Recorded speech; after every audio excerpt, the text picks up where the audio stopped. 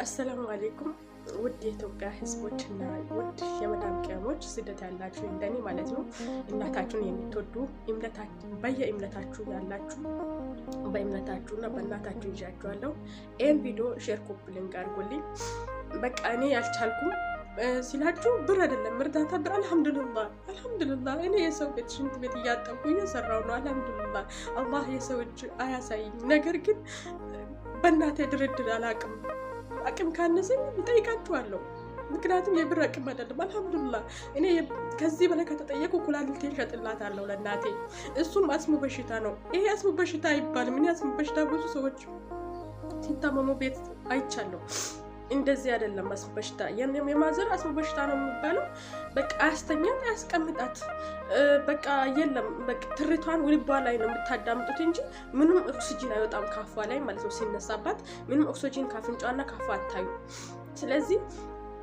እኔ ወደ ኢትዮጵያ ያለው ጊዜ ማለት ነው ባለሁበት ሀገር ጋብቼ ከገጠር ሬሳ ተሸክሜ ወጣሁት በቃ እንደ ሬሳ ነው ሰውነቷ ሁሉም በቃ እንትን ይላል ማለት ነው ኦክሲጅን በቃ ስለሚያጥራት ማለት ነውና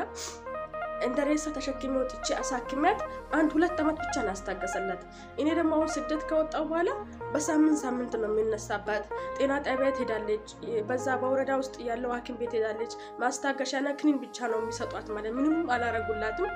አጋጣሚ የኢትዮጵያ ደግ እናቶች ስፔሻሊ ሐኪሞች ማለት ነው በዚህ ኬዝ የሚሰሩ ሐኪሞች ካላችሁ እኔ እናቴ ብር አይደለም የምፈልገው እንድታክሙልኝ በቃ ቢያንስ እንኳን በሽታው ማይነሳ ከሆነ ከነጭራሹ ማይጠፋ ከሆነ በሽታውን አመታት የሚያስታግስበት መንገድ ካላችሁ እንድትረዱኝ ነው ምክንያቱም እናቴን ስልክ ማውራት አልቻልኩም በቃ ምንም አታውራም ሲነሳባት ብቻ ደውሉላት ያለች አንድ ልጅ ናት ከአላህ የተሰጠኝ አንድ እኛ አራት ነን ግን እኔን ብቻ ነው እኔ ነው የሚደርስላት እናቴ ብዙ ወጣ ወረደ አይታለች ስታሳድገኝ ብዙ ነገር አይታለች ብዙ ፀሐይ ብዙ ዝናብ ተፈራርቆባታል ወላሂ በአላህ ይባርካችሁ በቃ የሚፈልገው ስፔሻሊ ሐኪሞች እና በዚህ ኬዝ የምትጠቁ እናቶች ካላችሁ እንዴት አድርጌ ነው እናቴን በዚህ በሽታ ማዳን የሚችለው ንገሩ በቃ ጨንቆኝ ነው ከዚህ በላይ ብር የሚያስፈልግ ከሆነ አልহামዱሊላህ የሰው ሽንት ቤት እያጠብኩ ነው ተቀጥሬ እየሰራሁ ነው አልহামዱሊላህ ረብል ዓለሚን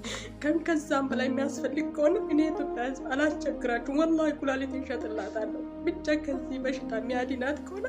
ኩላሊቴንም ሸጥላታለሁ ለእናቴ ማለት ነው እኔ እናቴን አይደለም የሚያስቸግረው